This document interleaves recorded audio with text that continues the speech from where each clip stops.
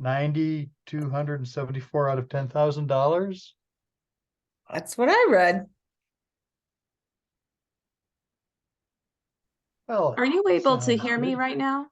We can hear you. It's just your Yes. picture. Yeah. Oh, there Okay. you go. There's the real Hey. deal. Okay, sorry, I was just on the Workforce Housing Committee and looked at the time and it was 6:30. So bear with me as it's recording now, and I'm just going to pull up the agenda and share that. Okay.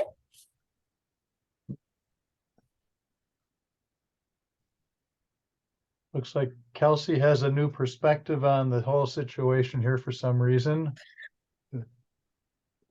You're At sideways. least on my Kelsey. screen, it's sideways. I don't know what. Yeah.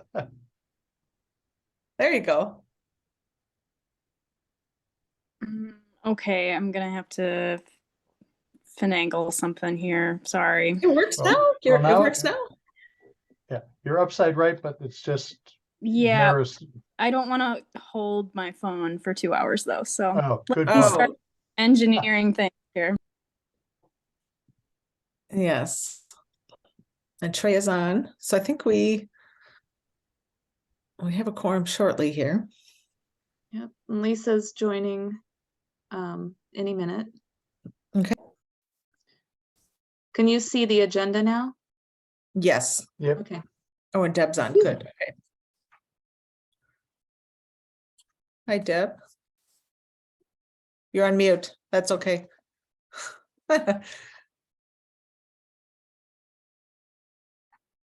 Hello. Hi. Hey, everyone. Okay, let me actually see if I can get my people there. Now I have all the people. Okay. And okay, well, I think we have a quorum, so we could call the meeting to order. Do we have an approval of the previous minutes, or does anyone have any amendments? Proposed amendments?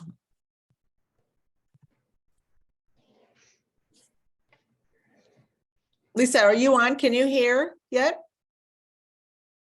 I had no changes, so if anybody doesn't have any suggestions, I vote for approval. Okay. Yeah. Do we have a second on the Any- vote for approval of the minutes? I have we rescinded our understanding that we don't need a formal motion or vote to approve the minutes. We just need to accept any amendments, and then if there are none, it's approved by default.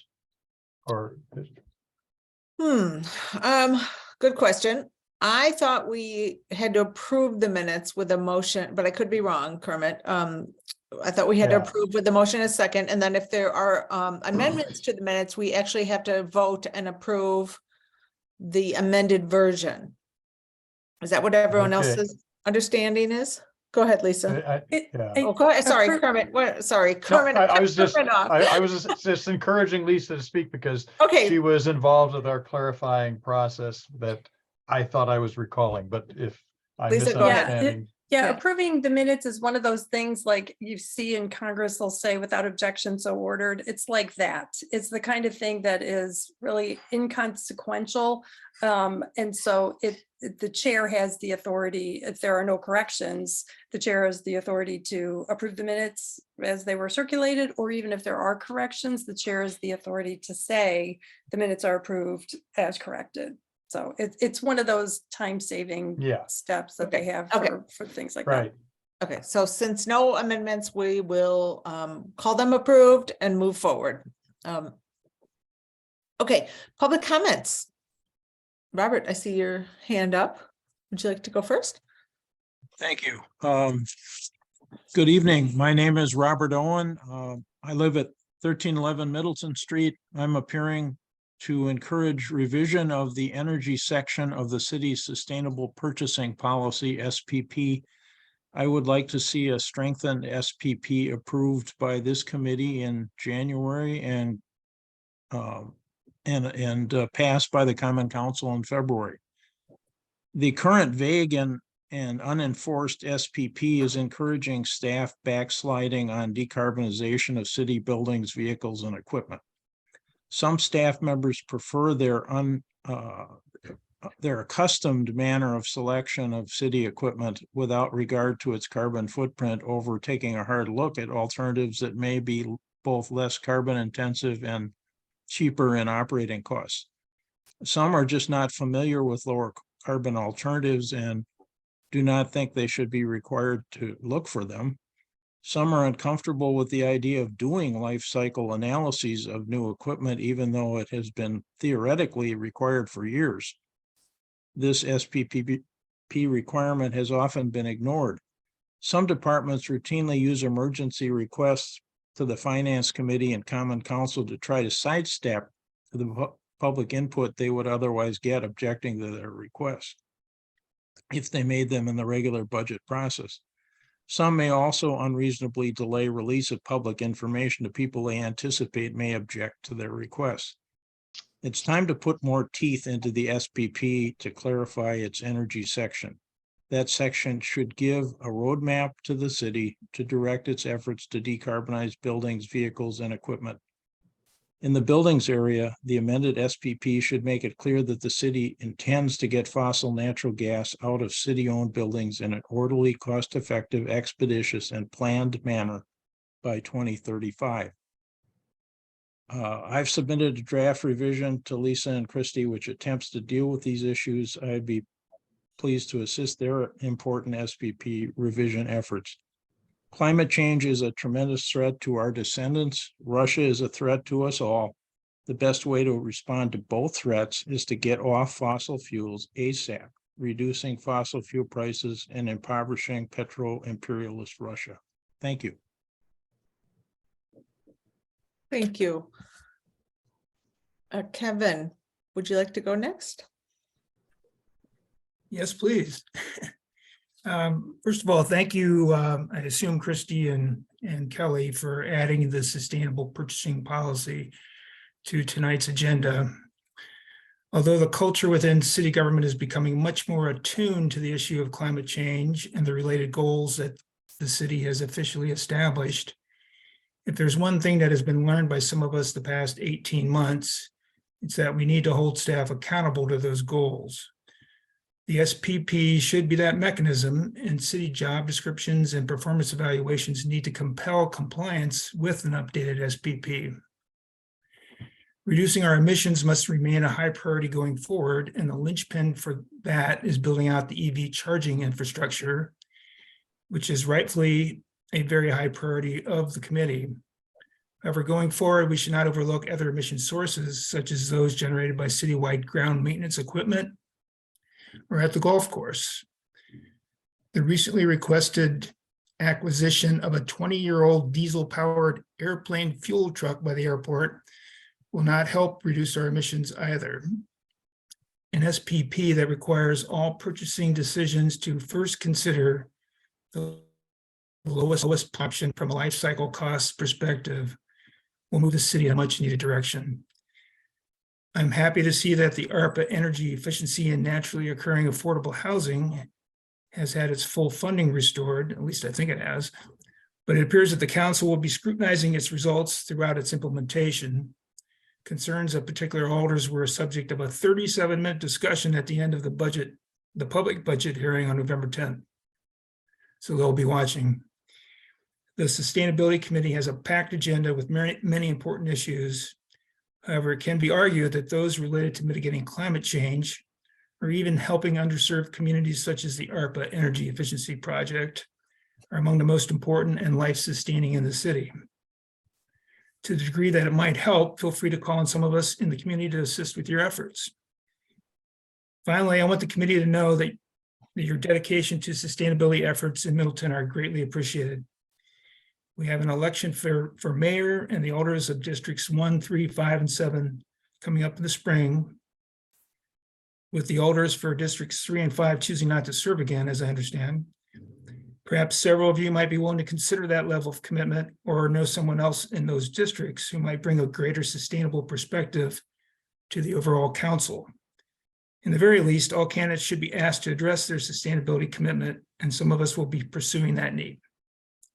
Thank you for the opportunity to speak, and happy Thanksgiving. Thank you. Happy Thanksgiving as well. Okay, so I believe that is all the public comments that I see. If there's anything different, please speak up. That's all I see. Okay, so let's move on then to the Kelly staff report.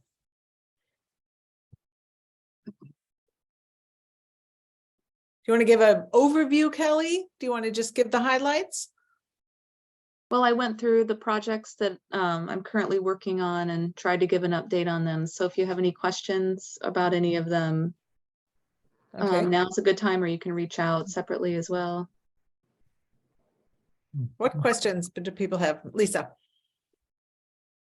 I have a bunch of questions, but in the interest of time, I'm just going to ask one, and that is, Kelly, would it be possible to take, I mean, because your staff reports are so helpful, and I can tell you, having gone through the budget process this year, my dream would be to have like all of the capital projects on the website somewhere so that residents and council members can, just check on the status of, where these things stand.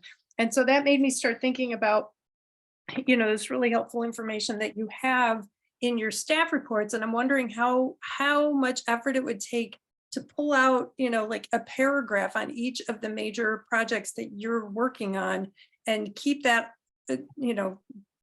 succinctly up to date on the committee sustainability webpage. I think that would do a lot to eliminate some of the bad information that's gotten out there, confusing the NOAA project with the Lakeview Solar. And I just think it would be a great resource for residents to have. And I'd be happy to publicize that among District 6 residents, if you can do that.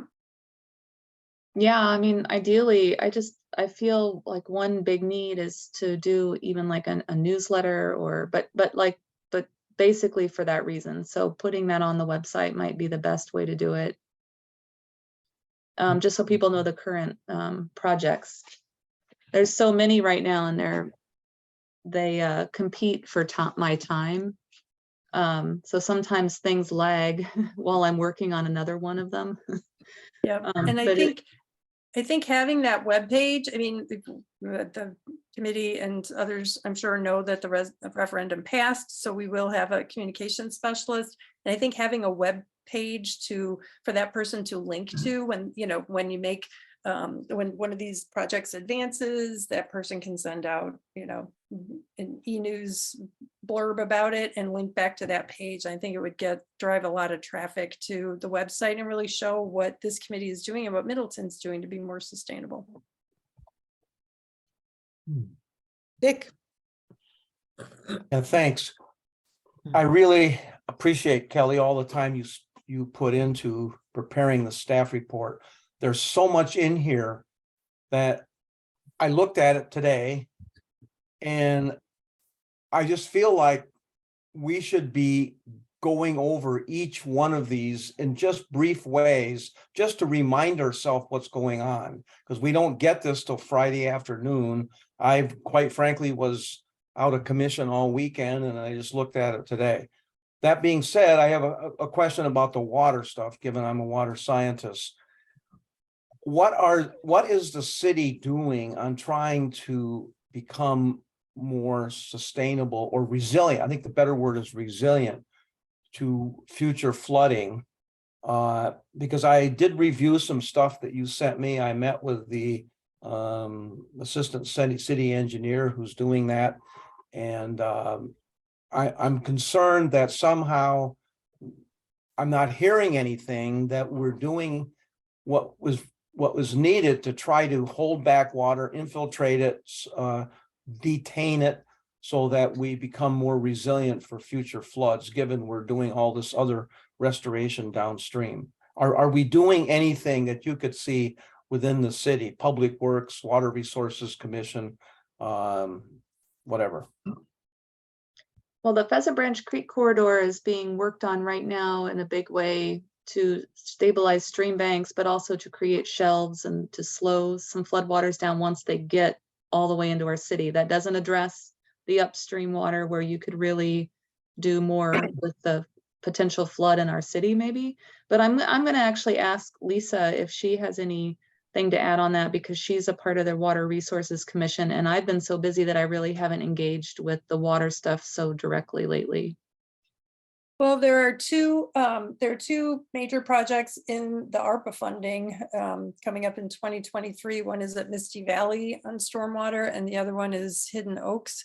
There's also a project involving Graber Pond that has been on hold for, well, not on hold, but it's, you know, it's waiting for data and calculations to come from both the Parmenter reconstruction and also the Bell Farms development project. The Water Resources Management Commission just talked about how to approach flood mapping in 2023. That was money that was at one point removed from the capital projects for 2023, but because I'm a member of that commission, I asked for it to be put back in, and it was.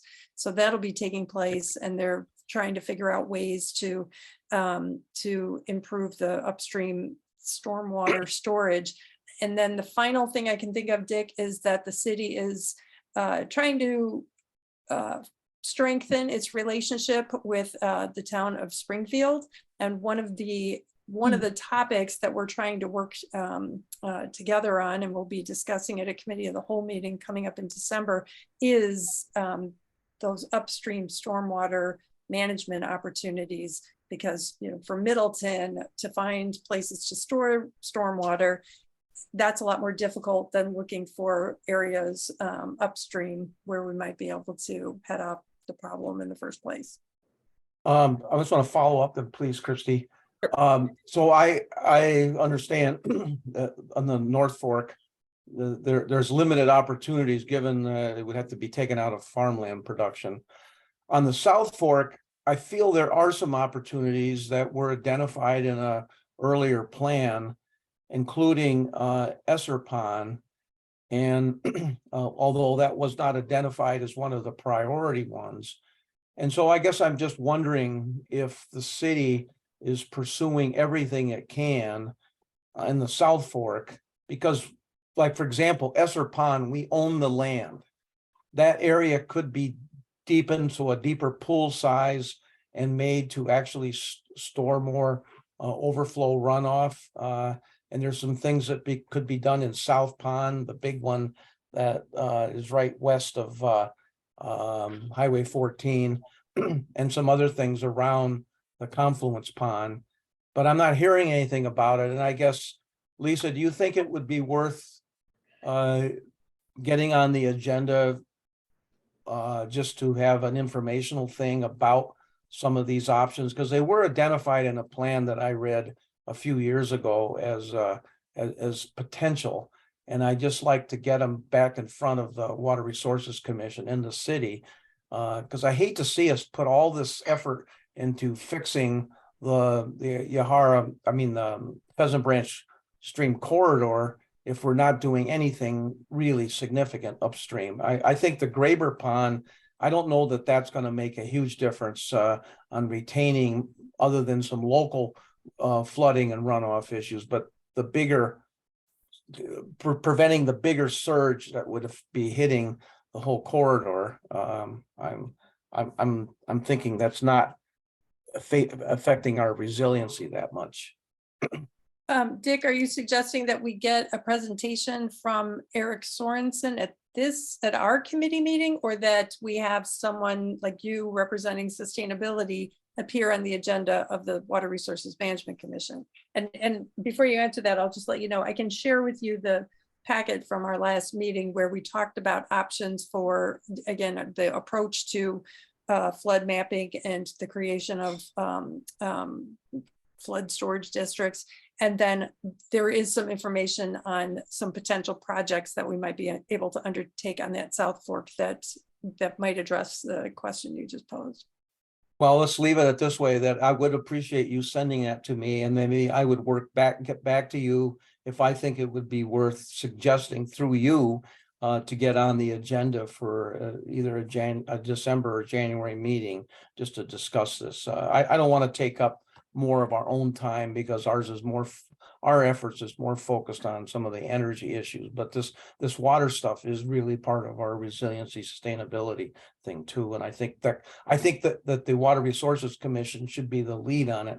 I'm glad to hear that some of this was addressed at the last meeting. So I'd like to read what that was all about.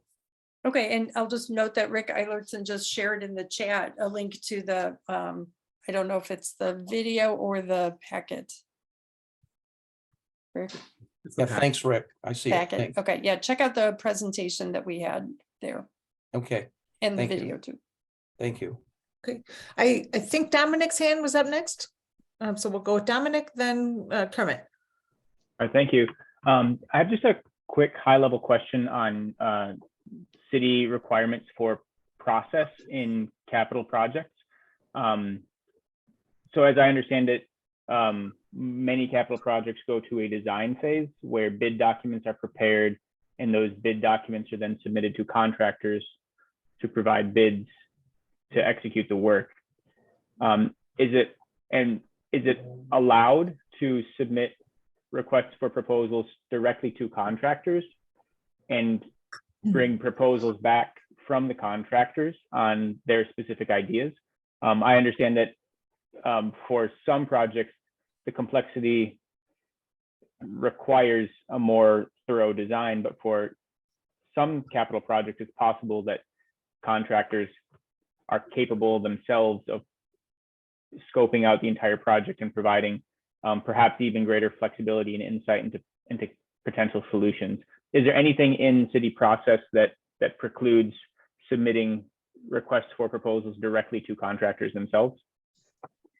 If it's under $25,000 project, you can do that, because then it would be a professional service. If it's over that and it gets into a construction project, then our lawyers have told me in so many different ways that we have to split up the design and the construction.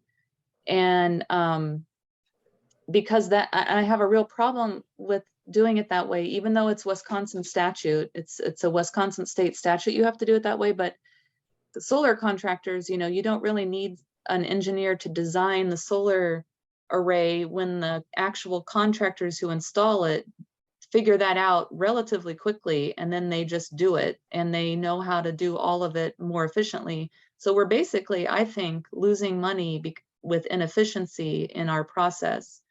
And I think some cities are much looser on that. Like I've gotten bid documents from Fitchburg for solar that says we're looking for a contractor to do a turnkey design build project, and we want to put solar on 3 buildings. Give us your best project. And then they just open it up. And I showed that to our lawyers, and they're like, well, that's illegal.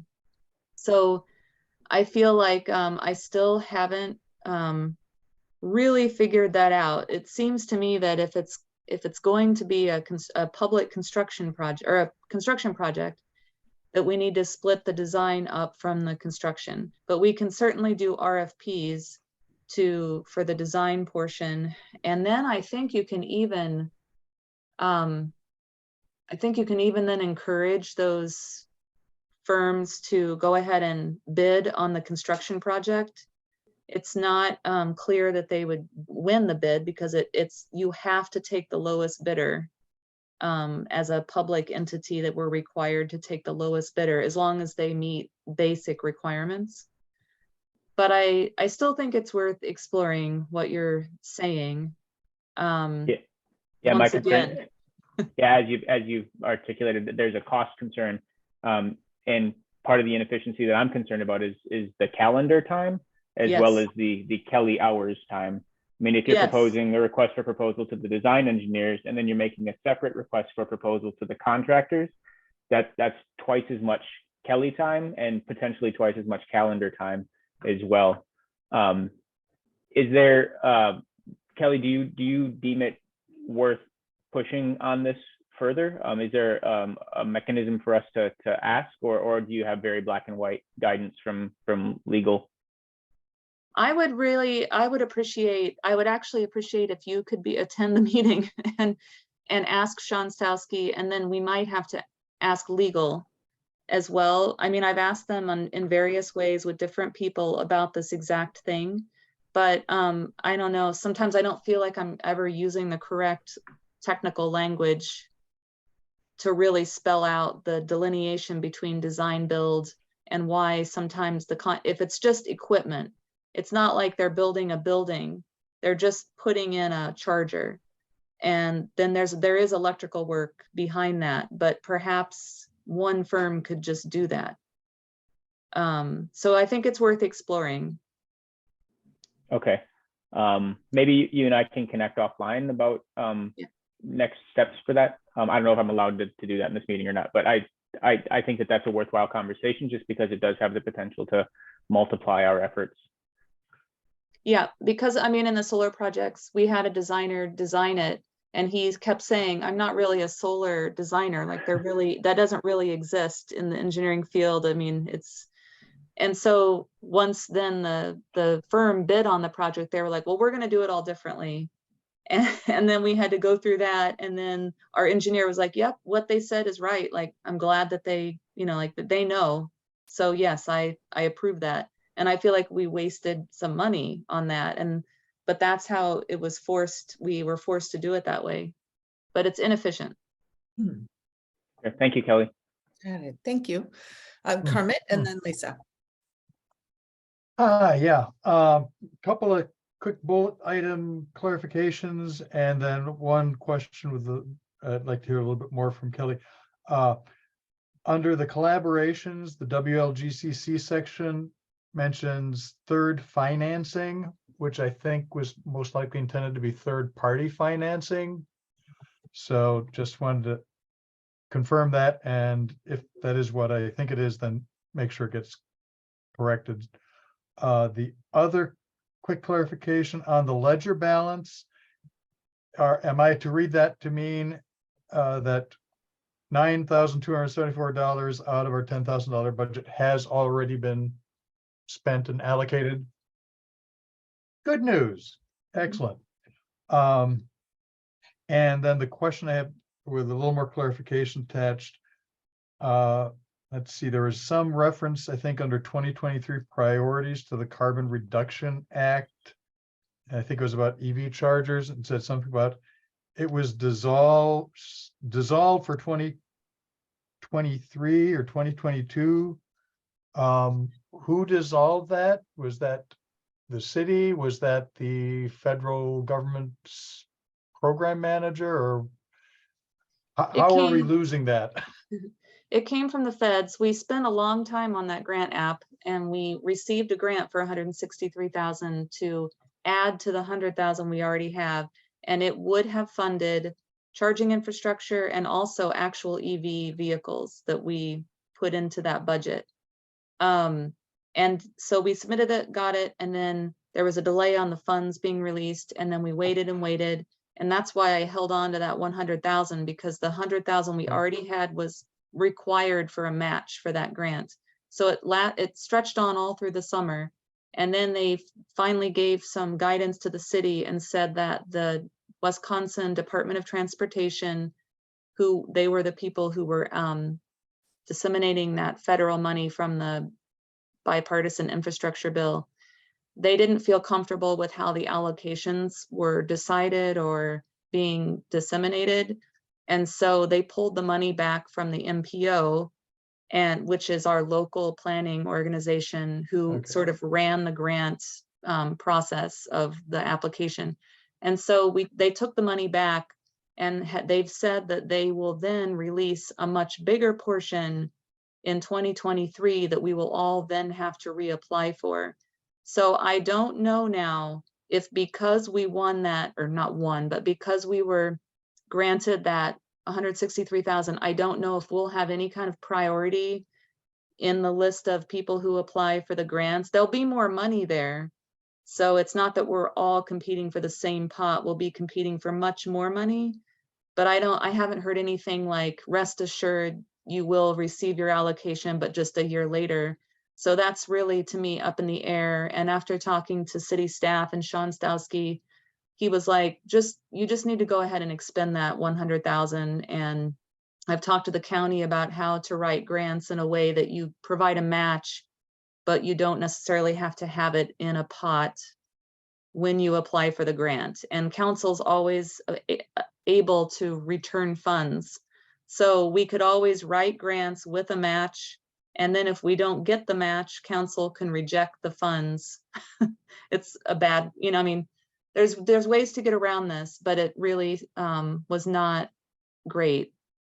So hopefully we'll get even more funding in 2023 for charging and EV vehicles. So talking about wasting time in the pursuit of a Yes. project, this is another way. Your Yeah. valuable time and our time can get wasted. And okay, so lessons learned, or what can we do to help you get it back? Or is it just when they come up with the new guidelines, you got to do it again and that's all there is to it? Well, I feel like a lot of my job is just learning all the workarounds with city process that don't prevent me from forging ahead. Sometimes I get stuck on something, and that's maybe just my own like inability to see the workarounds. But I want to have a strategy so that when all these grants come down through the IRA and the Carbon Reduction Act, that we can go ahead and write these grants and think that we might actually get that money, even if we don't know where the match is going to come. I mean, I just like Kathy Kuhn said from the county, she's concerned that this money is going to come fast. There's going to be short turnarounds, and the way city government works is you don't always know where the match is going to come from, and you don't want to lose those opportunities. So the more we can strategize up front on being ready to go, the better. And so I think we're all of the sustainability directors in all the cities are trying to figure out, well, what does that mean? What do we have to do? Okay, thanks. Sounds like there's just more thinking and talking to do, but that's it. Thanks for the work you've done and for the explanation. Okay, thanks, Kermit. Lisa? Thanks.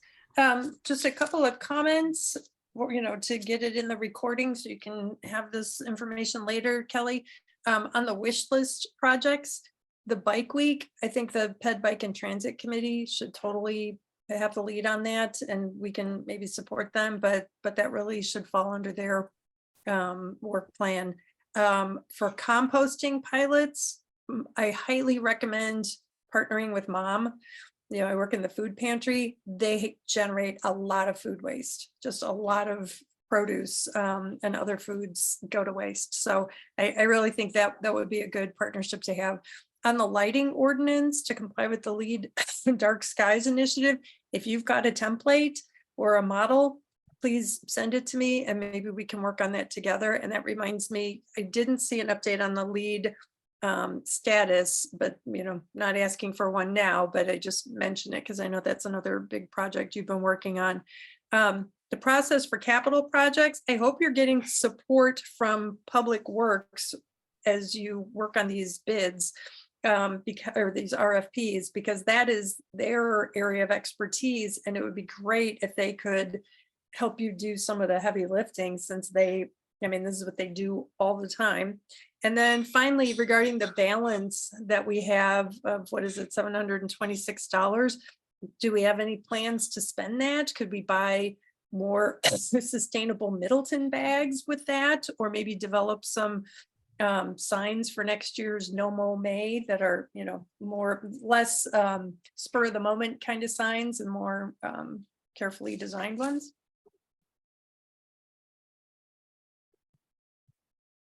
Could do that. Okay. Any comments on that, Kelly? No, that's a good question. There might still be an outstanding $200. I forget what that was for. I tried to check on it before to make sure that I accounted for everything, all the invoices and all the receipts with that ledger. But I think it's accurate as it stands. Okay, There probably will be last minute things that come out of the budget in December for like community garden electricity bills, or there always seems to be some random, not random, but some extra things that come out, especially for the recycling center. Like we're trying to separate that stuff so that it's squarely in the public works budget. But I don't want to spend it down to $9,999 necessarily. okay. Deb? I have some CFLs that need to get recycled in my garage, and I was wondering if I could do that this year or if I should wait until next budget year.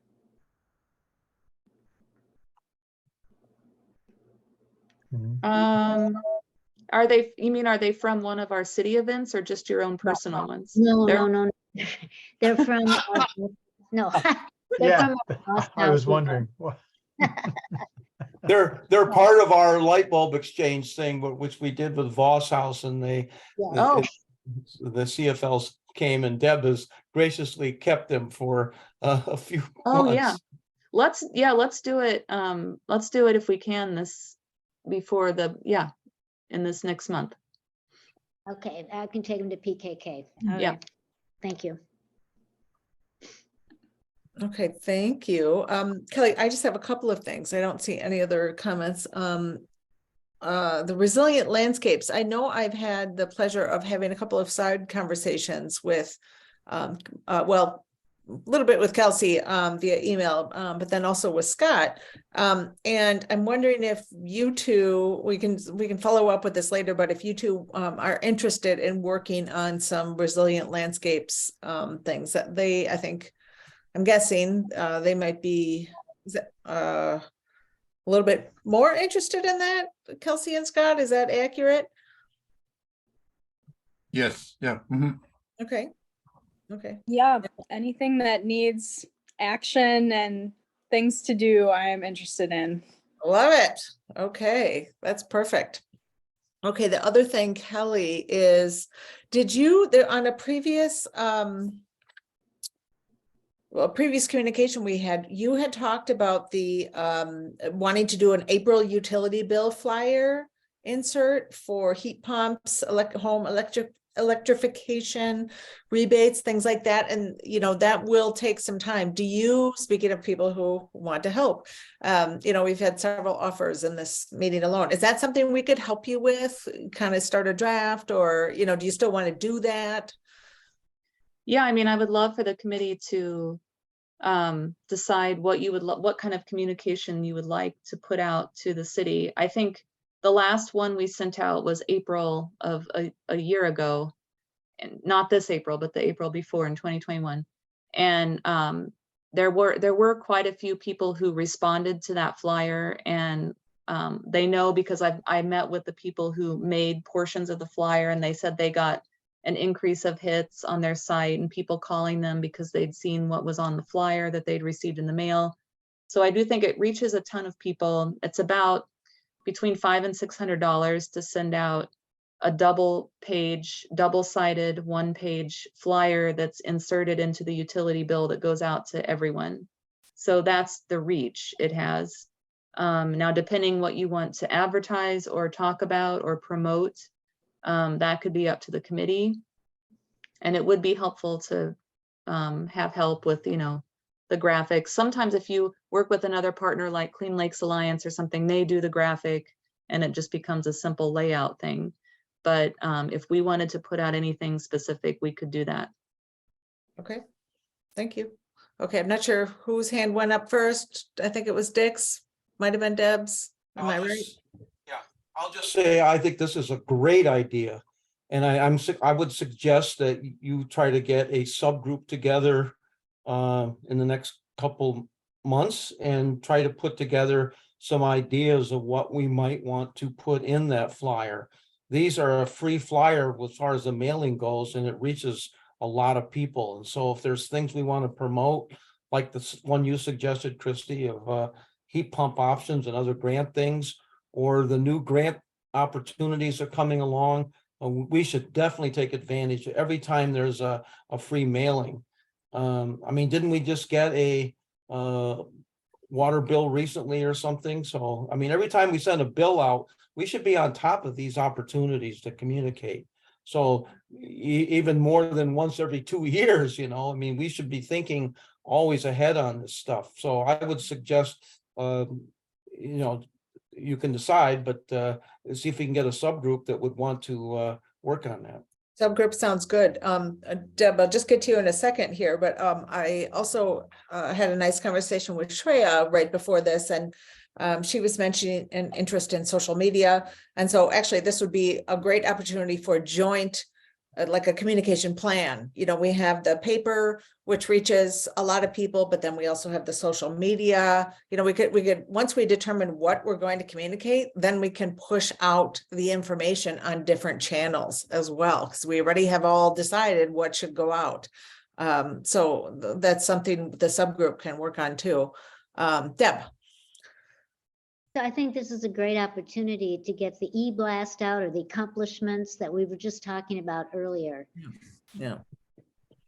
Okay, thank you. Oh, go ahead. Do you have more? Go ahead. Nope. Okay, thank you, Kermit. Yeah, and I was just going to, in the course of the discussion about media and communications, raise the point that if it costs $500 to $600 to send something out hard copy via the utility bill, we may also want to be deliberate about opportunity costs as it relates to how that money could have a greater impact using social media channels. I'm not making a case in this raising of a question or a suggestion one way or the other necessarily, but I am aware that there is going to be a trade-off, and $500 could go further boosting posts through Facebook or some other channel versus the hard copy. At the same time, we have some anecdotal report that at least some people responded to the insert last time around. So I'm not saying no way, Jose. I'm just saying let's make sure we weigh the trade-offs. Okay, thank you. Good point, Dick. Hey, can I just follow up? I can't believe where did the $500-600 cost estimate? I mean, they're doing the mailing. We're just providing them a one sheet thing that's an insert, right? I mean, what is our cost for doing these? Maybe Kelly, you would know what it cost us when we did it a year ago, April. Yeah, it was $599, and we send these it's actually a company in Canada who does the mailing for us, and they stuff the envelopes. So I think that's where the cost comes. Oh, okay. It's a weird thing. Yeah. That's So much for unfortunate. sourcing locally. Yeah. And Kelly, just follow up, is that in addition to the printing costs for a double-sided color one pager, or is the No, they printing do the extra? whole thing. You just send Okay. them the file, and then they do everything else. Okay.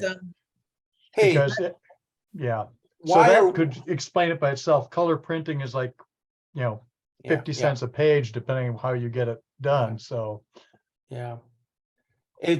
This is not sustainable. Why are we having to hire a company in Canada to send out Middleton's utility bills when we have plenty of companies in Middleton that do printing? Is this because we want privacy from a company that knows where my address is or something? Why are we doing a company out of even the country? Do we know? I don't know. I would ask the utility department about that, how they do that. Okay. Actually, I would recommend reaching out to your alder and asking that question. I'll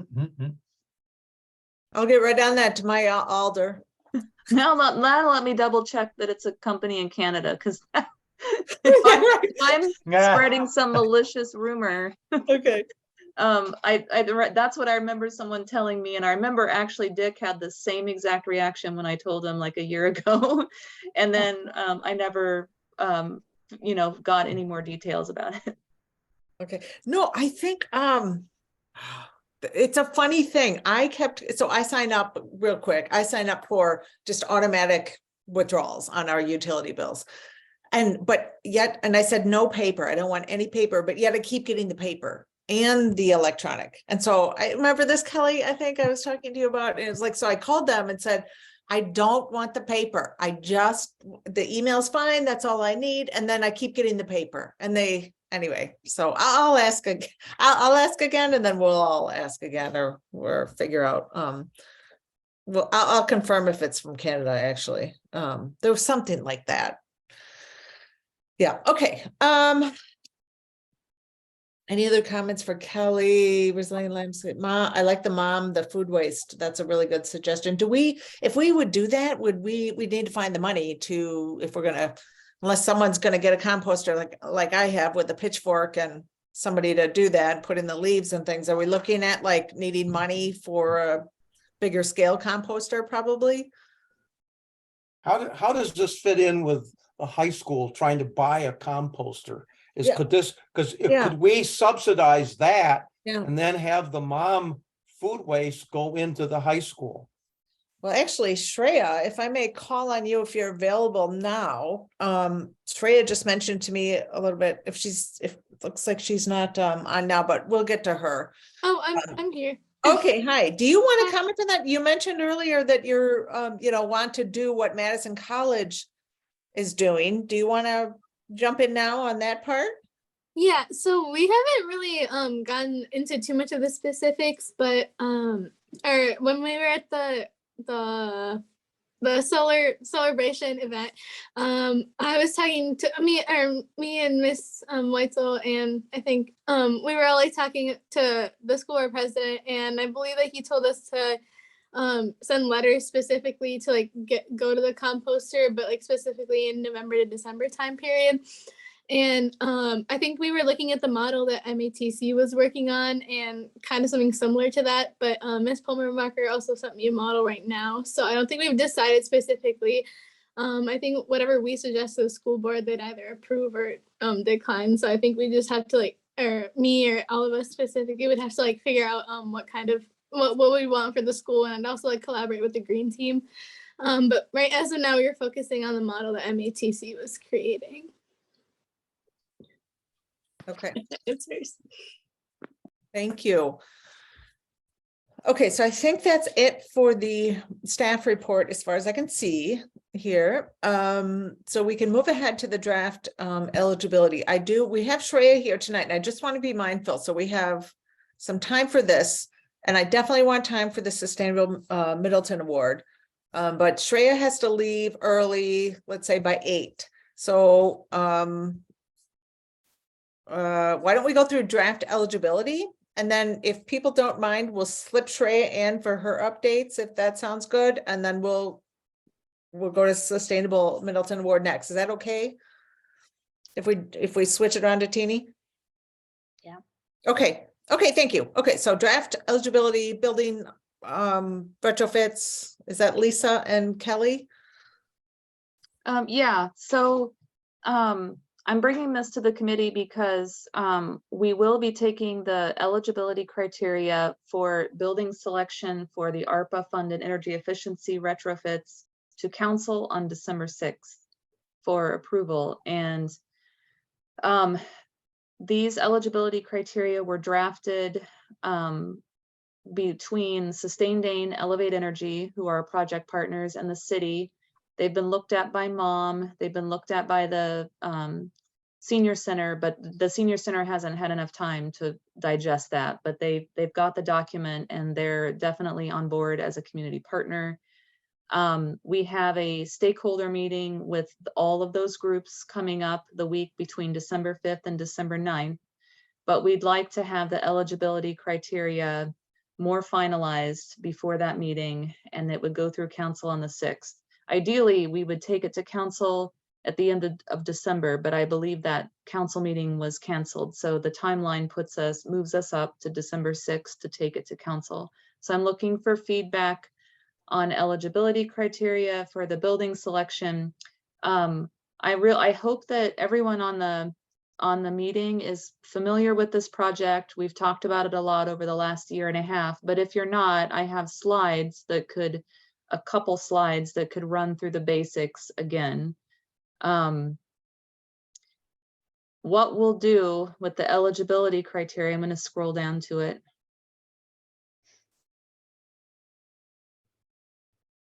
Our planner, Daphne Shu, has done some census tract mapping in the city of Middleton to identify which census tracts have 50% of the people within those tracts have incomes lower than 80% of the area median income.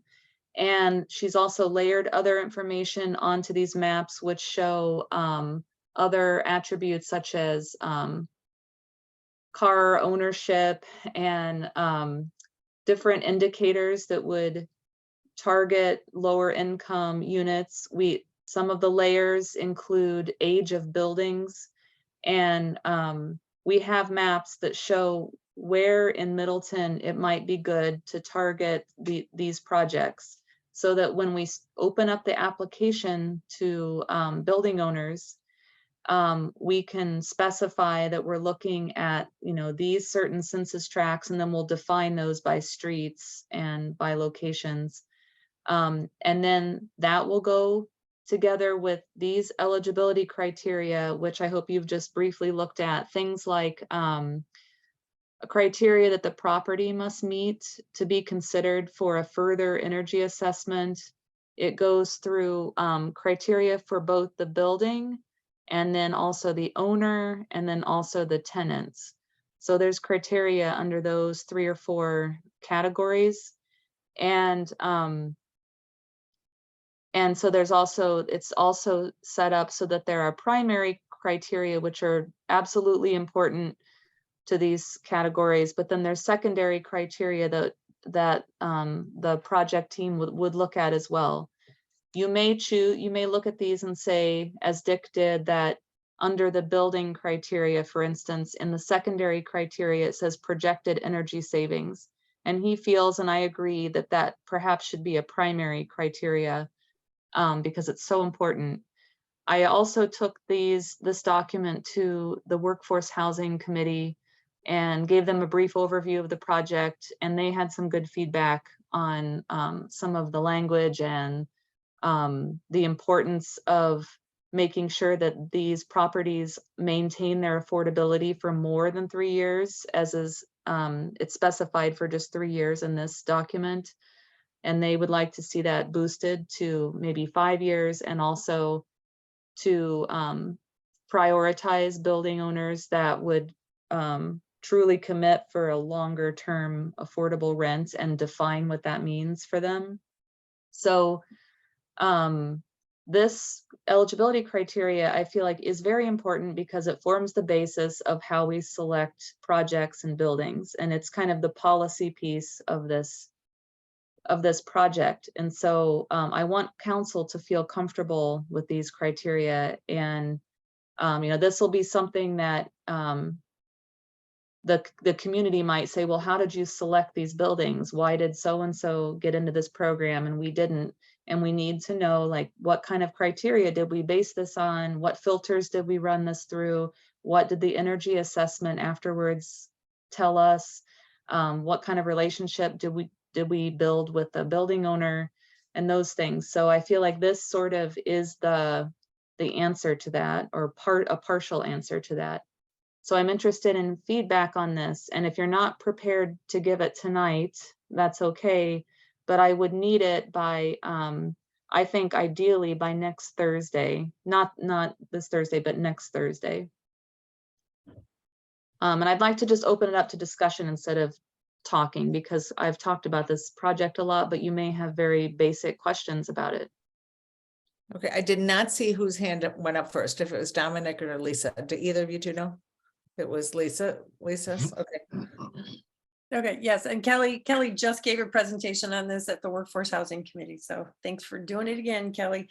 I have just a handful of comments. One, I think that it could benefit from some introductory text under the, the heading City of Middleton Efficiency Navigator. And then also in the, there could be some explanatory text for things like, what does it mean to have primary and secondary criteria? Because I appreciate Dick's comment about the projected energy savings being very important, but I see the primary criteria being checkboxes. Like, if you don't have this, you don't even get to, we're not even going to consider you.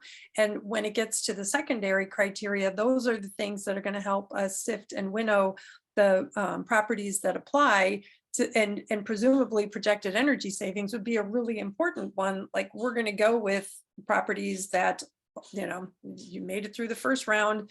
Now we're looking at your second round, and your projected energy savings would be a big influence as to whether or not we're going to pick you. Second question or comment I had is why these are separated into two chunks.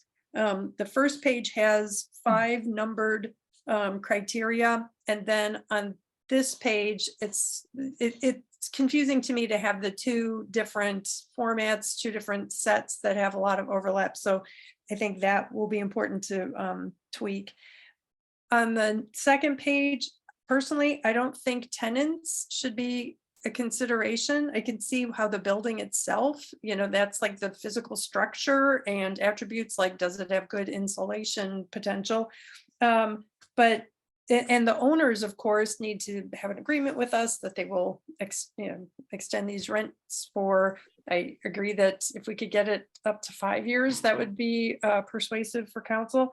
But I don't see how the tenants themselves would make a difference. They are presumably temporary tenants, or they could be. So I'm not sure why we would include that. I would bump the tenants pay for gas / electric utilities up to the owner, that the owner is charging rent of these tenants. And then the families with children, seniors, or otherwise vulnerable population, that's kind of captured in the census tract.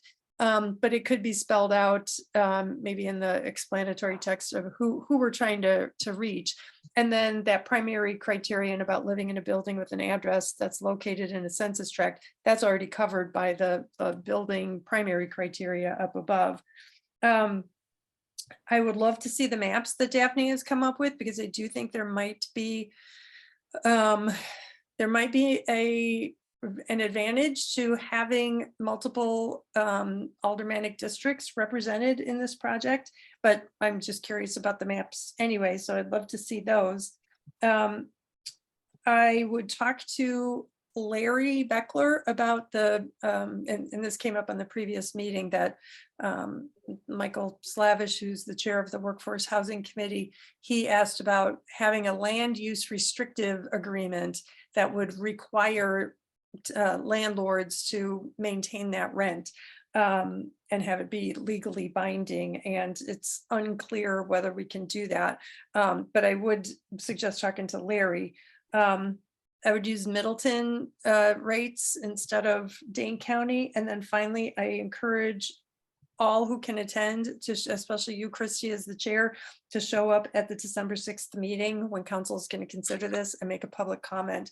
I hadn't heard that the December 20 meeting has been canceled, but certainly if this is on the December 6th agenda, please try to show up and make a comment.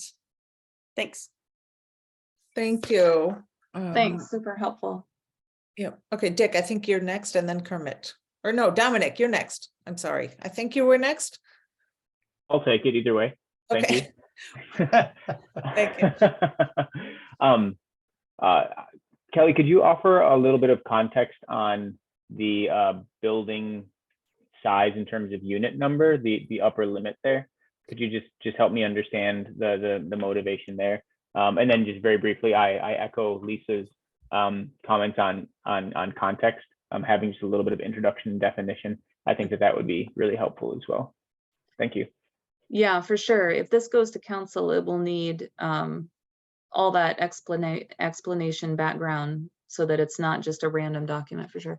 The 2 to 4 unit specification was arrived at because the smaller units are often the the naturally occurring affordable housing units that are the older buildings that seem to be left out of other financing options like PACE doesn't cover those smaller unit numbers. And I also think it's a size of a unit that you can do deep retrofits in rather than going through like a larger multifamily and switching out lights and maybe doing a little bit of work on weatherization. But with the smaller units, you can really dig in and electrify them and put solar on them and drive down the electricity bill 75 to 80% for the tenants.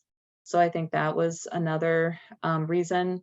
Elevate initially said certainly they could choose, one larger building, but then with the money that we have, it would probably just be that one bigger building that they could work on. So we just, that was something that's negotiable still, but if we were to see in our applications that there was someone who went ahead and applied and they have 6 units or 8 units, and it just was like the perfect building with perfect solar location, and it's not that we couldn't consider that, and if not in this round, then if we get the next round, we could try to do maybe one building with more units. So I mean, it's somewhat negotiable, but I think at this point we need to just specify for the sake of targeting specific types of buildings.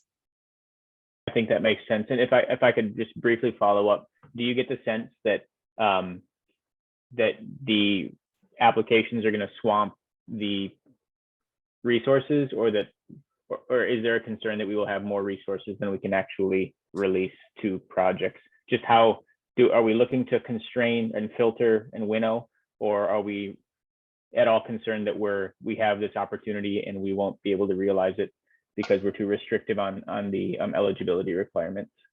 That's a great question, and I don't really know the answer. I've talked to Elevate and Sustain Dane and said, please, what do you think? What do you think that will happen? Do you think we'll get a lot of applications? I think a lot of it depends on the amount of outreach that we do. And I really can't predict that. I'm concerned both ways. I think, as Claire said from Sustain Dane, we've done this before. It's working out, and we just have to go ahead and do the best we can with what we know. They work through the North Side Planning Council in Madison for their outreach, and I think they got applications sort of on a rolling basis, and they would sort of evaluate them as the applications came in and then do building assessments. So it wasn't like they got a huge inundation of 30 folks wanting to do this. And it was a pretty, I think, fairly good trickle of, it worked out. So I'm not sure. Thank you. Okay, Dick and then Kermit. Yeah, I suggested to Kelly when I talked with her this afternoon, I couldn't even, by just skimming through the whole packet, what was City of Middleton Efficiency Navigator. I thought it was something totally related more to city government stuff. So I suggested making it City of Middleton Housing Energy Efficiency Navigator, just so we really know what this means. I really liked a whole lot of comments that Lisa made, particularly we need some kind of introductory paragraph, what this is about. I think the point that was being discussed that Dominic brought up about the housing units, I find 2 units, I mean, that's a duplex. And if we really want to reach more people, I think we should be raising the size of the building units more than 4. I mean, I like the idea of up to 8.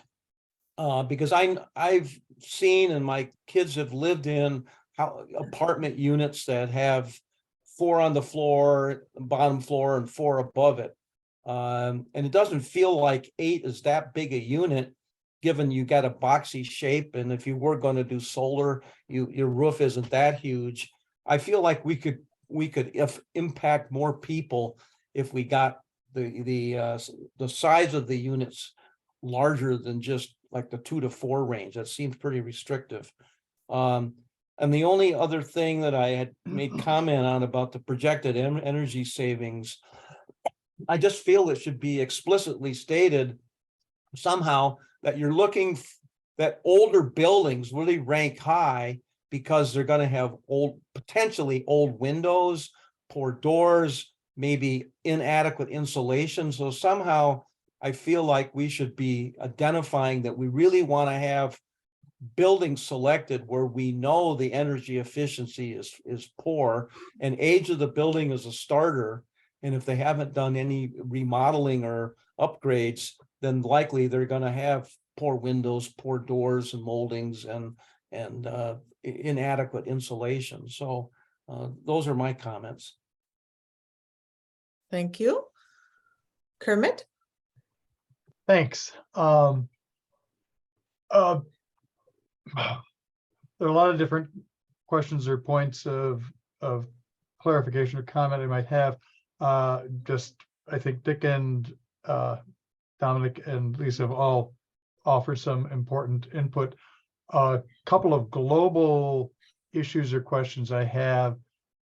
Who is the audience for this document?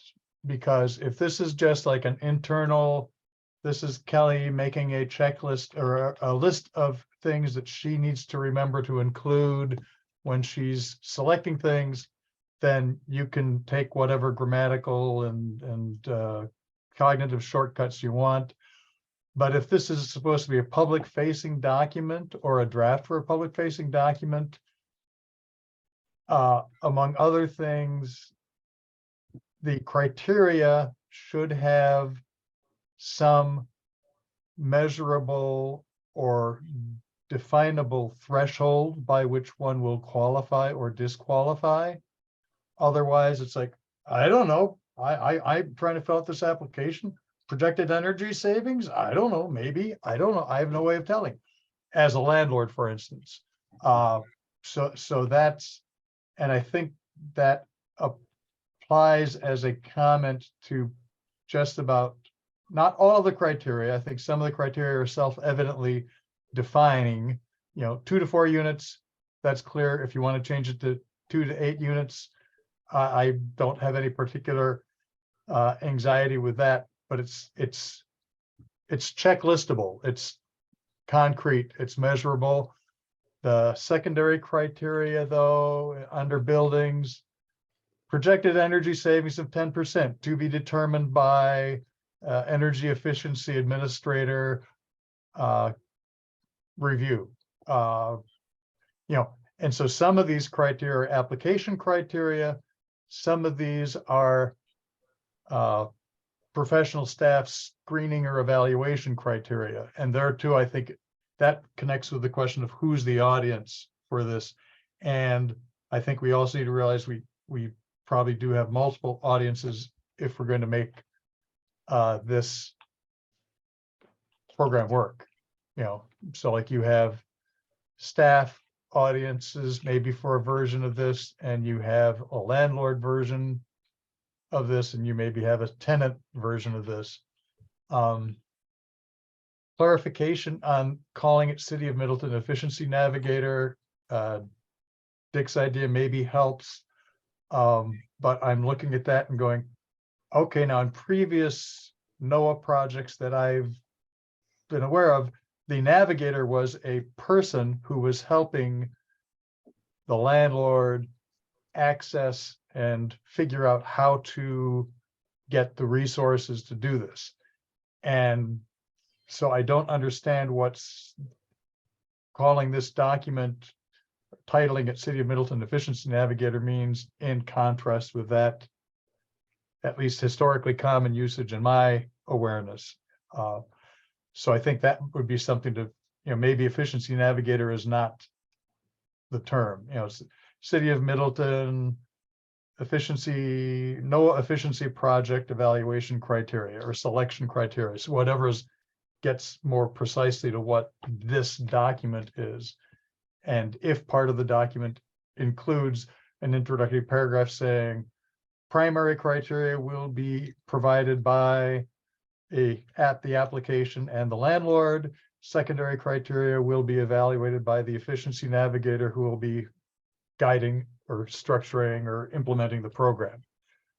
And again, I'm jumping ahead with some of my comments because I again don't know who the audience is, but I'm anticipating that those are some of the audiences that this information, whether or not this document, will need to effectively communicate with. And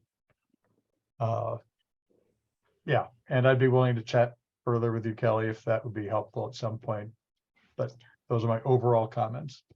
Yeah, those are really helpful. I do think that this is not a version that would be necessarily public facing, that would just go out and then building owners would have to figure out what this means. I think there will be an application document, and then it would include some of these, what everyone refers to as like the check boxes, yes or no. And then I think there's probably more of an internal version where we go through and say, okay, these 7 buildings, we're looking at them. Let's really dig into like where are they located, what, you know, more of the secondary stuff. So that's true, but we need to be able to define that so that council, if they see this, they know what's this document, who's it for, who's going to see it. Those are very valid questions for sure. And it truly is a navigator program in that, and this has been a hard thing to, I think, convey or to explain, is that the value, I think, of this project is that Elevate serves as a traditional navigator in this case. They take the project from the very beginning and they take everyone who has a part in this project through the process. So they work with the property owners throughout the whole thing. They work with the community stakeholders for the times when you need to do that, the engineers when you need to do that, the contractors when you need to do that, so that the building owner isn't the person having to be like, okay, when do I contact Focus and where's a contractor? Like they take everyone through the whole process. So that is, I think, a value in this type of housing and this type of project. It's hard to succinctly say that. Right. And what you're saying is very much what I was understanding or picturing as who the navigator was or what their function was. And again, that's where this document itself then is not the navigator. It should be, you know, project select, apartment selection criteria for NOAA efficiency project or program or something like that. And then you can talk about the navigator helping the landlord figure out what to do and how to get it done. Yes, it's great. Betsy. Hi, I wanted to support Dick's idea that there needs to be renaming too, because when I hear the word efficiency, when we're thinking about apartments, and earlier in this document, we see it in the context of an efficiency unit. So it really, I think Dick, you suggested energy efficiency in the title. I suggested housing energy efficiency.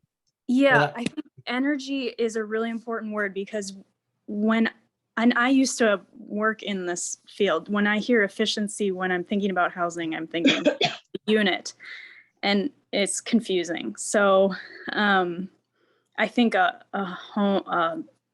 landlord would think that too, and they may not twig on what NOAA is immediately to help them get into the right space of efficiency. So I support Dick in his idea of getting clarification there. I also work making different scripts and documents for different groups of people, patients, physicians, nurses, pharmacists, different groups of people use all these different languages. So if anybody needs any help getting things down to a really low reading level, or to use different vernaculars to reach different languages, different groups, I can help with that. Yeah, that That's would be really helpful. We have an outreach intern, and I think it would be so helpful for Frederick to work with you on some of that, because we do need to draft the outreach materials for each user group. And there are going to be different scripts and different information. Yeah, that's great. The lower you can go with your reading level, the better. But hopefully we can figure it out so it makes sense for the audience that we're trying to reach. Yeah, I mean, I definitely think this document as it reads is more of an internal list, more focused on like the content of what are the criteria rather than like spelling out all the acronyms, which we would obviously need to do, and titling it and giving background, like all that stuff needs to happen. So if anyone has any like, maybe not even tonight, but just in the next few days, the next 7 days, if you look through this, if you think the criteria looks legit and in the right spot. I think it's interesting. I hadn't thought about getting rid of the tenant criteria and looping those things into the other sections, which apparently the way Lisa laid it out would be very possible to do that, and it still works. So those are interesting and good comments. Dick put something in the chat, and I want to second that, thank you to Kelsey. That's fabulous. And thank you for highlighting that to us as, you know, something that is your strength, and something that you can help with, because actually I could see you helping Lisa and I with the, you know, making the sustainable purchasing plan more concise and easier to read. And then additionally, if we do this, you know, mailing with the utility bill, that would be, it's going to such a wide range of audiences. So you're right, like, you know, the easier, the more concise, the better. So perfect. Thank you for doing that. I Sure. want to move on. So don't worry, we're going to take you up on that. I want to go to Shreya next. If we're done, unless we have, you know, can we wrap this up for tonight? I'm a little bit worried about time. I definitely want to hit Shreya, and then I don't want to shortchange the Sustainable Middleton Awards. So how about everyone okay if we move to Shreya first, and then for her updates? Okay, good. Shreya, you are up next, and you gave me some of them ahead of time, which is great. And the group will very much appreciate hearing your updates as well. Hi everyone. Okay, I'm so sorry. My camera is being a little glitchy, so I'm not able to hear if I turn it on. So I'm just gonna leave it off. So from the school sustainability, or from the school green team, we've been focusing on 5 main committees throughout our club. As the school year started, we've established more specific committees, and I've gotten time to like work on them.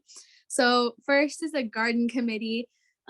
They've been growing some sorts of different fruits and vegetables, and I think they've harvested them right before it started to snow, and we use some of them to cook treats for the holidays and just cook random treats. And the recycling committee is helping the school participate in the Trex Recycling Film Challenge, and it's advertising this event around the school. The elementary school committee is planning their first visit to elementary schools in the spring. So our goal as a green team is to educate younger children in our district specifically or about the sustainable practices that we do at the high school and that we're trying to enforce.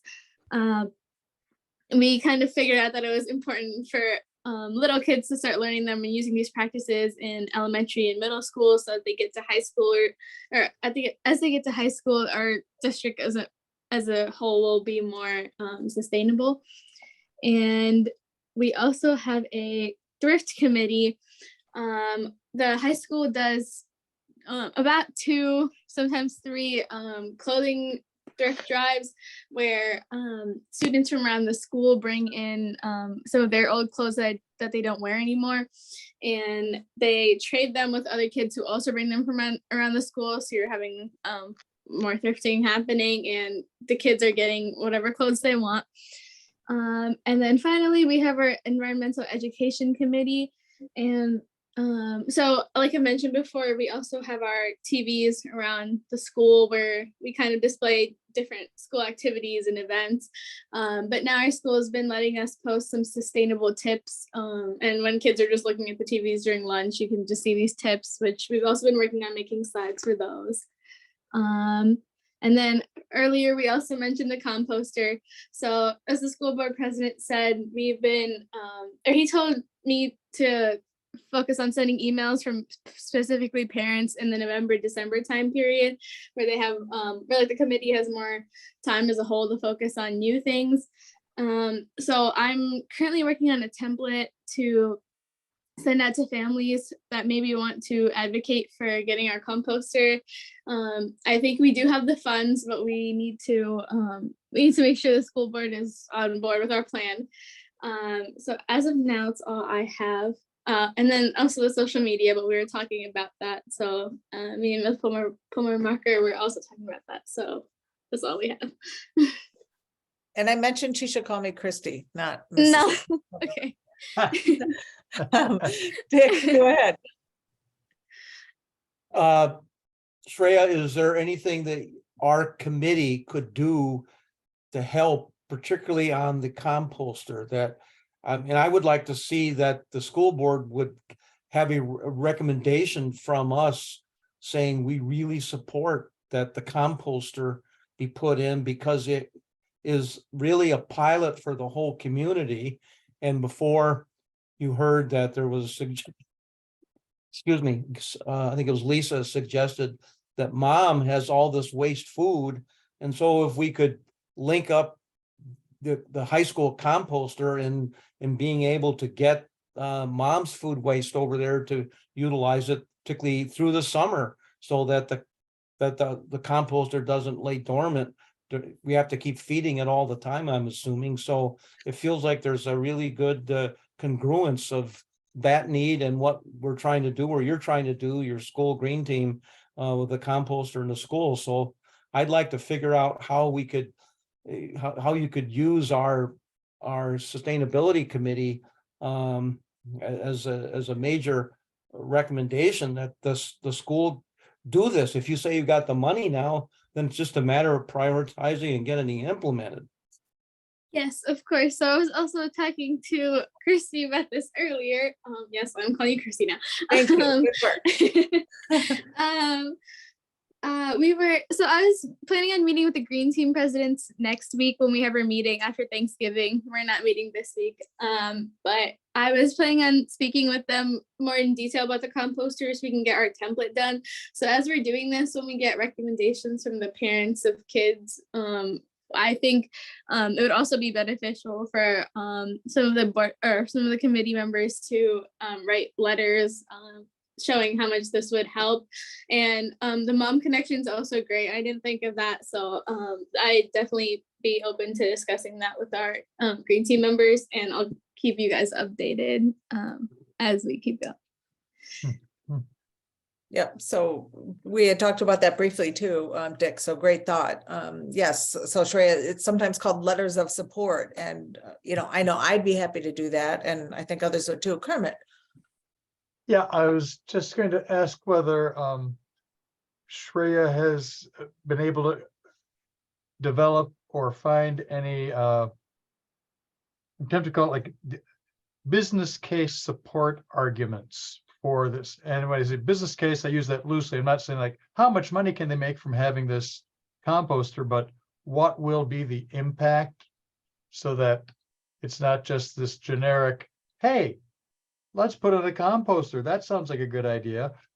I think for the school board to make a decision, they will at some point want to have some idea, okay, are we diverting 5% of the waste stream? Are we making fertilizer for farmers? Or what is this going to be used for? How? And that's where I think the MATC project or system might be a good source of backup details, of that sort, to say, this is what they did with this much of a waste stream, and they diverted this much into the composter, and they were able to use, I'm not sure what they use it for. Do they sell it to farmers? Do they use it in the local, their own gardening programs? But anyways, something to build and make the case. And even as I'm suggesting that, one of my concerns, based on what you said, that the school board president had suggested you get comments from the parents in November and December. We're more than halfway through November, and there isn't a template, and I don't know whether you have arguments or information like I'm encouraging you to include ready to put into the template. But the clock is ticking, so I'm hoping that the president's guidance is maybe a little more flexible than saying, oh, you missed the end of December and you still haven't gotten enough letters in, so it's not going to happen. So that's the other side of it, is like, being aware that time is of the essence if December is the actual deadline, and maybe having a follow-up conversation with the school board president would be helpful to get some idea of what flexibility you have. Sure. Maybe January is good enough. Yeah. Relating to the time frame, when we spoke, he was very like casual about it. I think he was trying to like hint at the fact that more of the fact that they'd be busy in the September through like November months because of like the new school year starting and the new construction happening at the school. So I think he was hinting more to the fact that we delay our emails. So I'm not sure if we have a specific deadline. I will definitely try to get in contact with him, and I'm starting my template as well. So I'll try to get that done as soon as possible. Okay. And yeah, and again, if you can find, some kind of information beyond just composting, that would be a fun thing to do, or a great idea. It's like, because if they're going to be dumping in a big chunk of change to get a unit and install it at the school,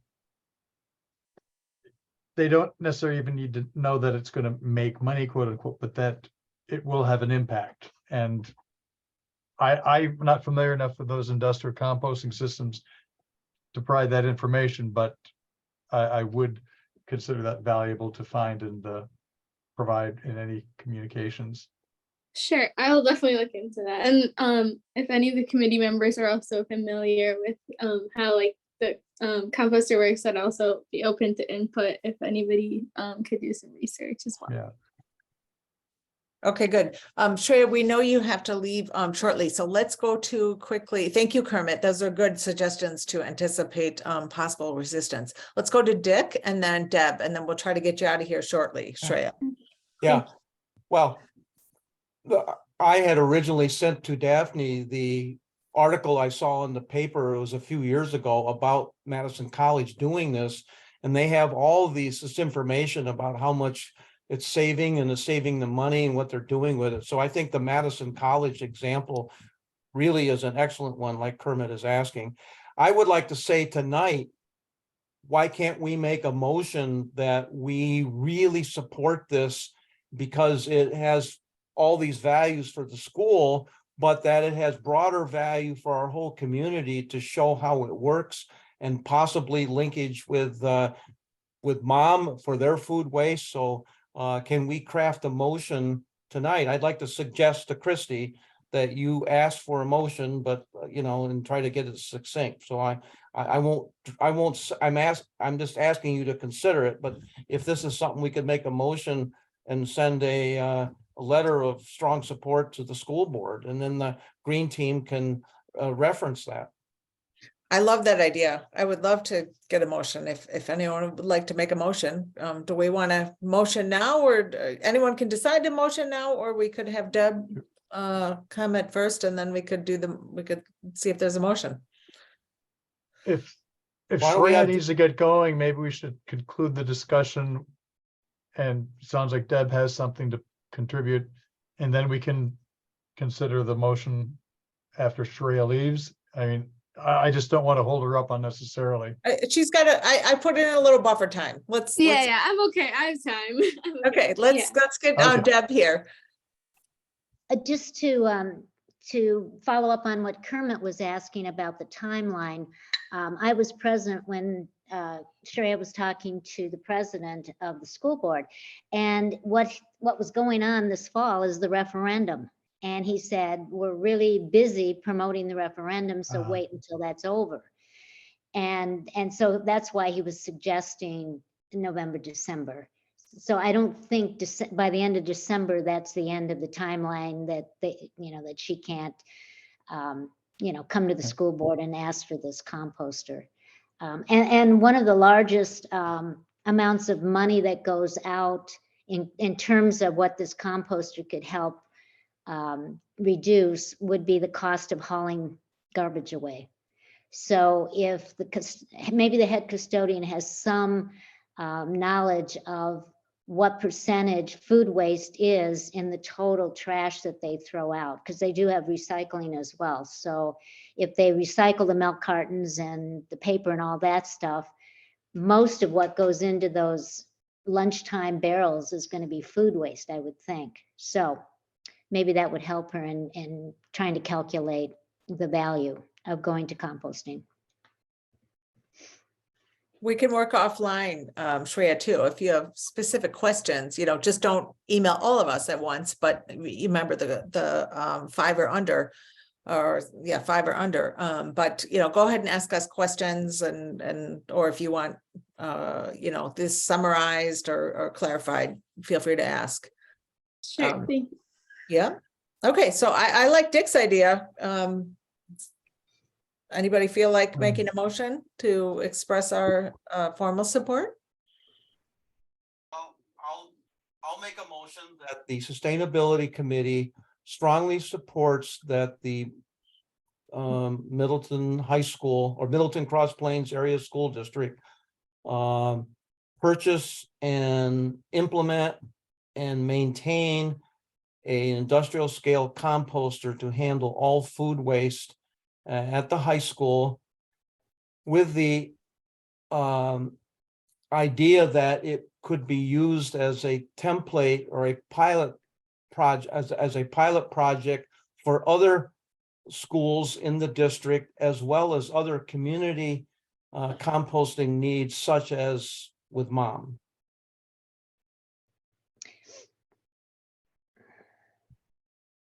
That's my motion. And Okay. it's recorded and Kelly can, I don't know if that people are happy with it. I'm certainly open to tweaking it, amendments or whatever, but I think it's really be invaluable to get something from our committee tonight to the school board so they can get it in front of them. And that allows the green team to take that recommendation from us to the school board too. I'll second that. If you're talking about a letter gets written from the committee. Well, I'm assuming we have to communicate it somehow. So however we communicate with the school board, it would sound like it would be some kind of letter stating that we have passed a recommendation, hopefully unanimously, and state what it is. Kelly, would it be a letter? We could send a letter? Yeah, if you'd like me to draft a letter and put the motion in it, I can do that and send it around for tweaking. Okay. Good idea. Okay. Do we, Lisa? For discussion, I just was going to suggest that since I have not talked to the folks at Mom about doing this, so I would suggest replacing the specific reference to Mom with something like community partners. Okay. Sounds okay. I'll take that. Okay. Mhm. Kermit, real quick, if you don't mind. Yeah, Lisa's suggestion addresses one concern, I think. Yeah, so the mom stuff was maybe too specific and too premature, but community partners is excellent. I'm not in a place where I go, yes, I can recommend this because I don't know the cause. I mean, I was saying earlier, what's the case? What's the information? What do we have that we can point to say, this is a good idea. I mean, in theory, fine, but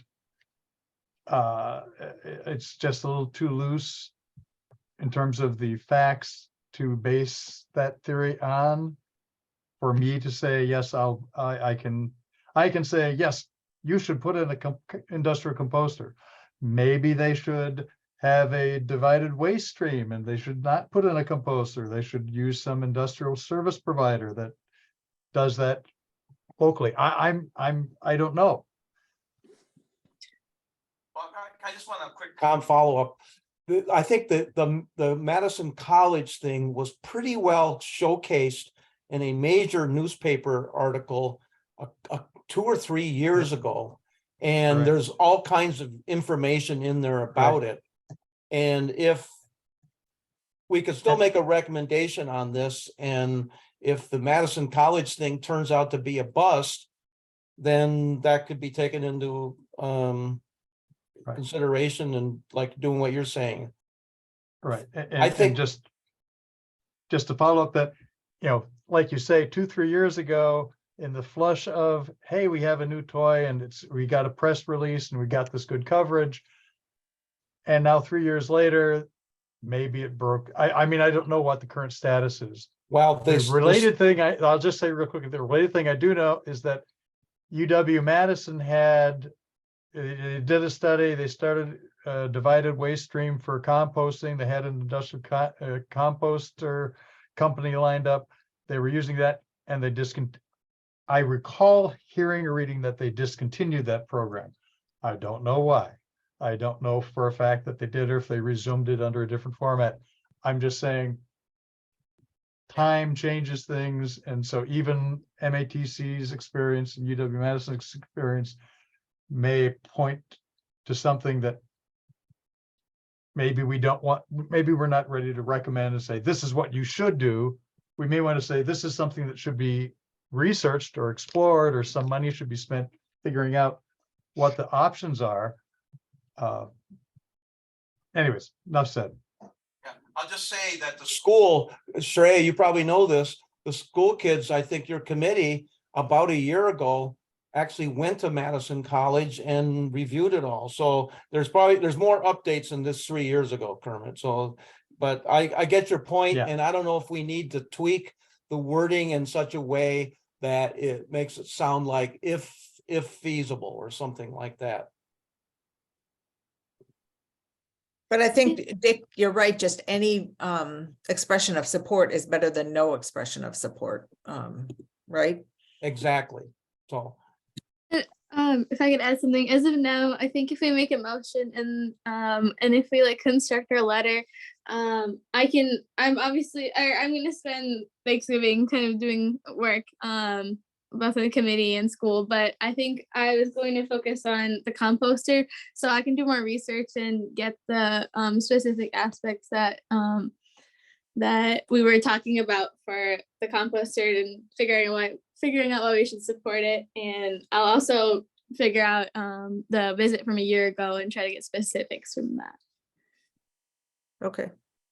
I would like to put in my original motion somewhere the phrase "if feasible," some kind of caveat to address some of Kermit's concerns, that if the thing has been a dead issue now and it's not working, then obviously we don't want to propose something that's not working. But so if there's some way of tweaking this, Kelly, to put in a caveat like that, I would accept that as a friendly amendment.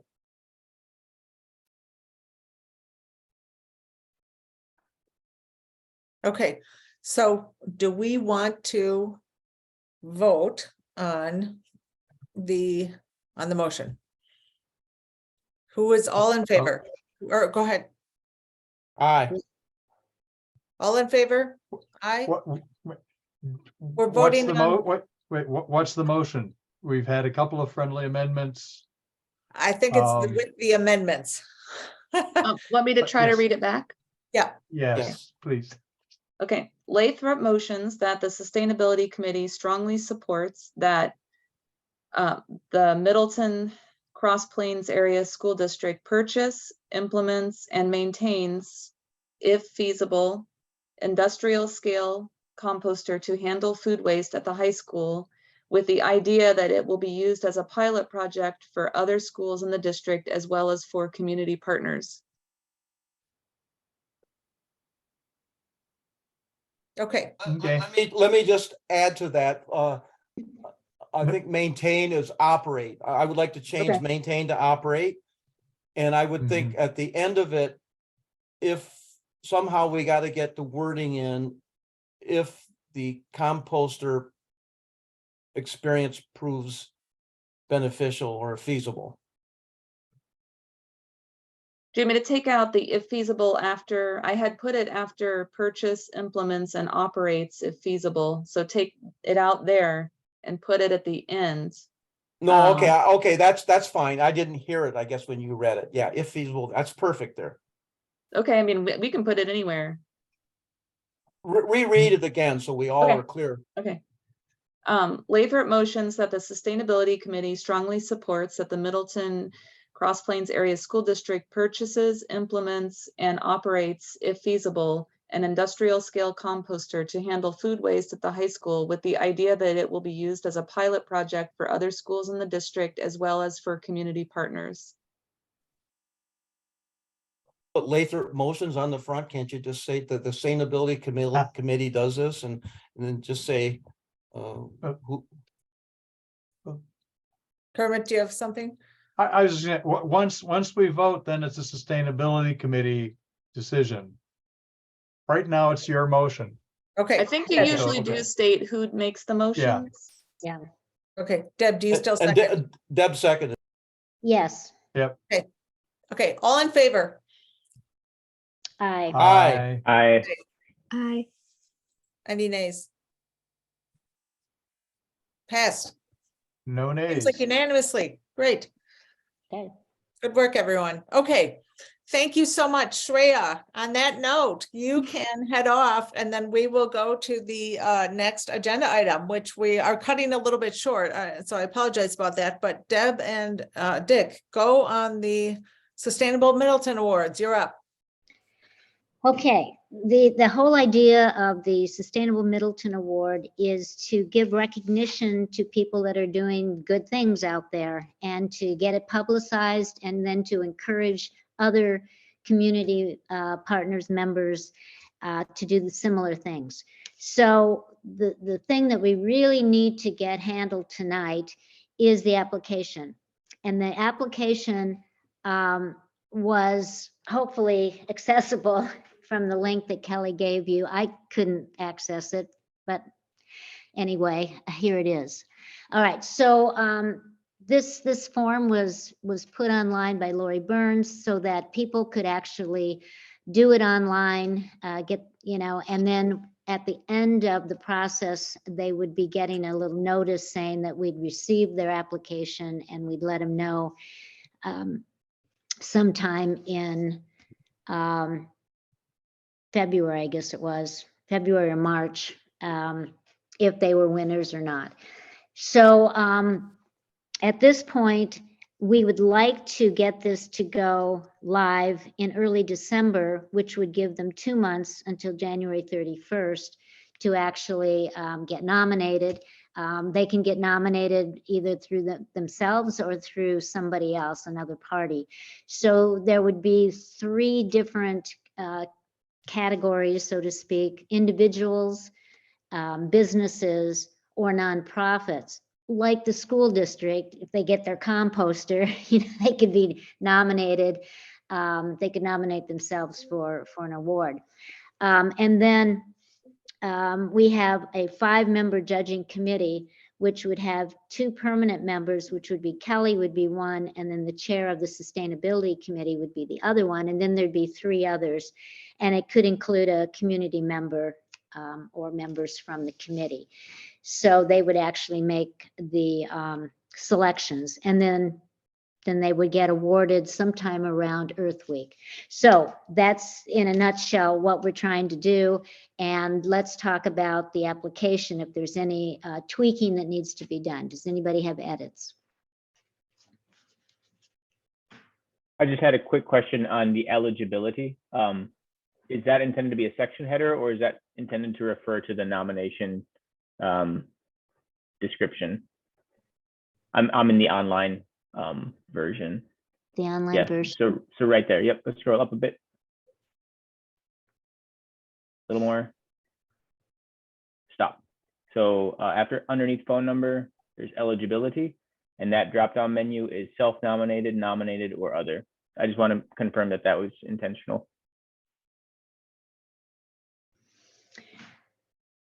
That the was, only- yeah, that was in the original application that I had out there, but I guess it was left in there. I don't, Dick, do you remember?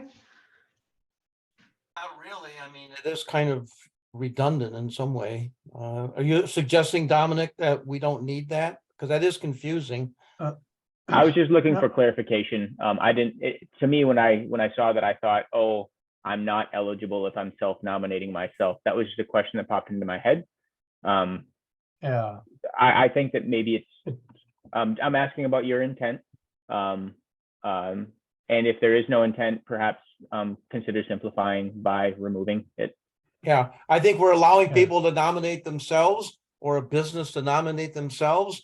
Or if you knew all of a neighbor who's done some great work and you want to nominate them, you should be able to nominate somebody else.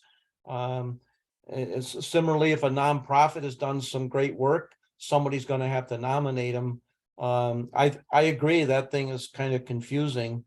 I think the form does specifically state who are you nominating, right? Well, That it was has my the, only. yeah, go ahead. I was gonna say that was the only thing that caught my eye. Otherwise, I think it looks great. Nice work. Can you all see the web version now, or are you still seeing the packet? No, we're We seeing can- the web. I'm seeing the web We now. can see the web version. Okay. Okay, Yeah, well, Leah- I had intended to have our logo on there too, but that hasn't happened yet, so I'm not sure where that's at. But yes, please provide your contact information. All of that is there, and then it has the nominee's contact information. So, I mean, I guess we just wanted to know who was doing the nomination. Was it self or was it somebody else? But I don't know that that's totally necessary, if you don't think so. Christy, if I may. Yep, Rick, you're up. Yeah. So the reason that we have that in there is we want to make sure that we the people reviewing the application know whether the nominee is aware of the nomination, because that might be, there may be a case that somebody gets nominated that really isn't interested in receiving that. We certainly don't want to get in the position of awarding a sustainability award to somebody that's not interested in receiving it. So I think that it's basically just to make sure that we understand whether somebody is aware of the nomination, and it could be done differently. I think at one time we had a different, we may have had a different question in there about, is the nominee aware of the nomination or something like that. Obviously, if somebody's self-nominating, it should be pretty apparent that they're aware of the application. Yep, and I think, Rick, that option remains in the question: does the nominee know of this nomination? Oh, Yeah. gotcha. Can- Yeah. Yep. Can I? Yep. Yep, Lisa, I'm you're just up. gonna, Yep. yeah, I'm just gonna interject because I've worked on forms like this before. I would say instead of eligibility, have the question be, are you nominating yourself? And if you, or yourself or your organization / business. And if the answer is yes, it would be great if the person filling out the form could then skip the next section and move the, does the nominee know of this nomination into that section. I don't know if those lines before and after indicate that you can skip. But that would be great and would shorten the time, because if I were filling this, if someone's nominating themselves right now, they have to fill out, or at least put like self or something like that, or see above in the please provide the nominee's contact information. And then the only other thing that I see right now is for the different categories, does it, I mean, do you want to ask people to select what aspect of sustainability they're nominating the potential awardee for, or is this just to provide some ideas? To provide some ideas, to provide information on what's sustainable. Yeah, I don't think, we're not trying to come up with an award for each category. So, Okay, so we just want people to nominate themselves. And if you read the description for 150 words, you would describe what it is that you're nominating yourself for, what you've done in these two boxes. So I think it's pretty plain that these are that all the bullets there are lists of things that we consider sustainable practices. So that would be something just to give people idea what they might be nominated for, or what they're doing the nomination for. One other quick thing we had at the bottom, if you scroll down, we're changing now. Was it there? Where was it that any questions? Please ask Deb. We were that should be changed if it hasn't already to Kelly. Kelly, Kelly. because she's the official city rep on this thing. I'm gonna jump to Kermit quick. Yeah, right there at the bottom, right above that blue thing.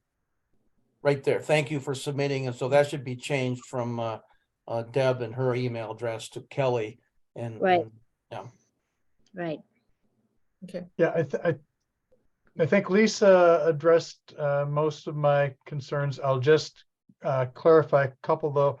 I think then the eligibility category, that heading eligibility should be changed to nomination category, or maybe a totally different question can be put in saying, nominated by self. Yeah, Or nominated by I are would you a just- member of the organization? But I mean, yeah. Yeah. I would just ask, are you nominating yourself and or your organization? Organization, right? Yes, Exactly. yes or no? Exactly. Yeah. Yeah. And then call it nomination category, or if you want to give it a heading, but not eligibility.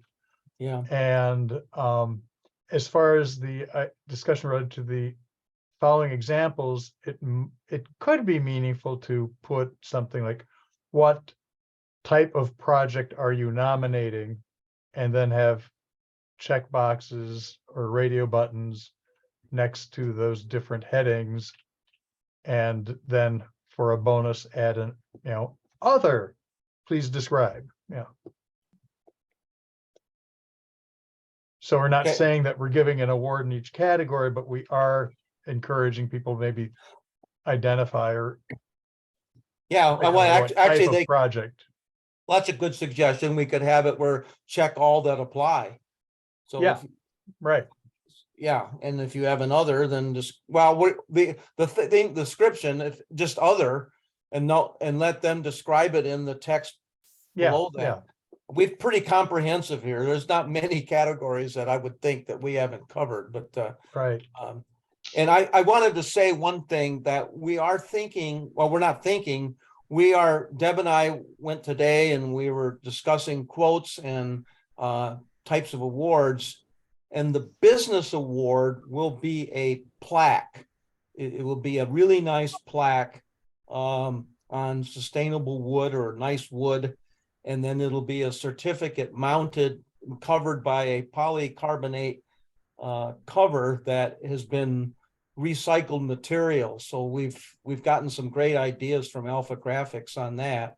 Mm-hmm. And the certificates, we're going to award certificates to individuals like homeowners for a practice.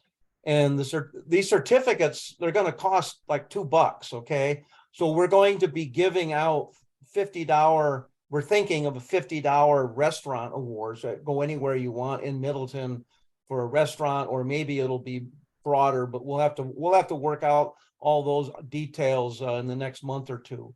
But what we really need tonight is to get approval that we're going to do this thing, and that this form, with the suggestions that we've made, and you've made some great ones, that we will then get going in early December. So we'll launch this program, and then we'll have to have some more text. Maybe we can get Kelsey to help on this, that we need to be able to write up something for the newspaper and other media outlets to talk about, to trumpet basically this program that we're doing and why we're doing it and who's going to be eligible, businesses and homeowners or, renters and nonprofits.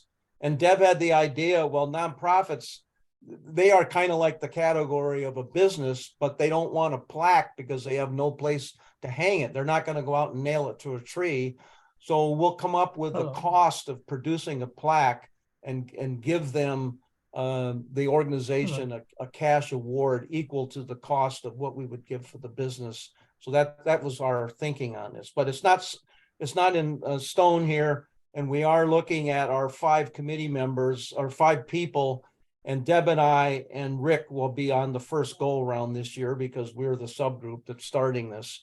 But then every year we will decide, besides the chair and Kelly, who wants to be on this committee. So just so you know how we're moving forward with this. Okay, Yeah, it's and 8:25 Kermit. Yeah, real quickly. Yeah. Dick's comments on the awards, that was the other area I had a comments like, I think the description summary paragraph should include something about what people are going to get if they go to the trouble of filling out all this paperwork and all this in quotation marks, but still it's like, what's in it for me? And as to nonprofits, I think that falls nicely under organizations, and actually organizations like nonprofits do often hang things up if they actually have offices because they like to recognize that they're being recognized by the community, and it's good PR for them, that they can come up with their own press release. It's a choice. It's a choice. And if you make a choice, we're going to give them the option. We'll contact them. Hey, you've got this award. Would you like a plaque, or would you rather have a cash $50 or whatever it is? Yeah, it'll be more like 100 or something like that. Yeah. Okay.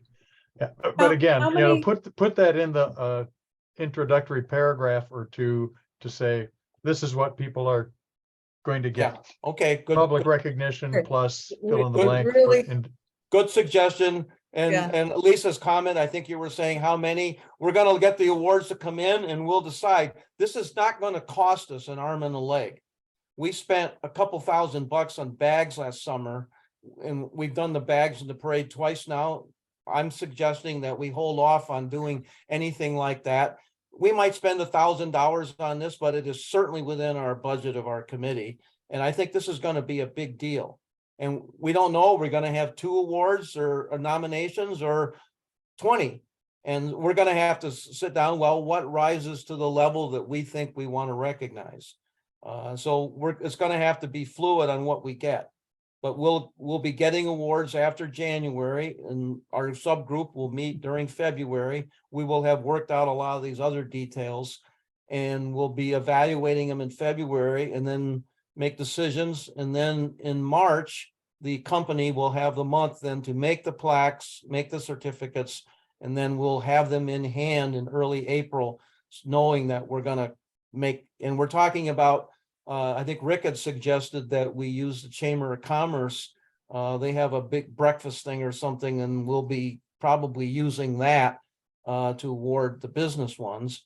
So we have a lot of details to work out yet, but we just got to get the nomination process agreed on and get this thing launched in early December so we can meet our deadlines. And so basically, unless you got any more critical questions, I'd like to get us a motion that we accept that we are going to do an award, and that with the suggestions that have been made, we will incorporate them and then get this launched forthwith.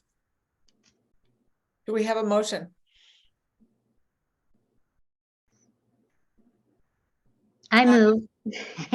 I can say I move that we have a Sustainable Middleton Award, and that we approve with the edits discussed tonight, the nomination online form. Okay, do we have a second? Second. Thank you, Kermit. Okay, all in favor? Say aye. Aye. Aye. Any nays?